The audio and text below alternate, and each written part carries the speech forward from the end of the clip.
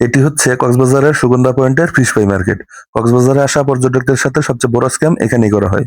এখান থেকে মাছ কিনতে আসলে মাছের দাম চাবে ডাবলেরও বেশি, এবং মাছ কেনার পর তা কাটার সময় চেঞ্জ করে পচা মাছ দেওয়া হয়। তাই কাটার সময় ভালো করে দেখে নিবেন। বাই দ্য ওয়ে, আমি এখান থেকে একটি সাদা গুড়াল, ৩টি স্কুইড ও ২টি কাঁকড়া কিনি ফ্রাই খাওয়ার জন্য, যার দাম আমাদের কাছে চেয়েছিল ২৭০০ টাকা। আমরা কিনেছি ১২০০ টাকায়, এবং ফ্রাই করার পর এটি খেতে তেমন ভালো লাগেনি। তাই আমি আপনাদের সাজেস্ট করব, মাছ যদি খেতে হয় কক্সবাজারে কোনো ভালো মানের হোটেল থেকে মাছ কিনে খাওয়ার জন্য।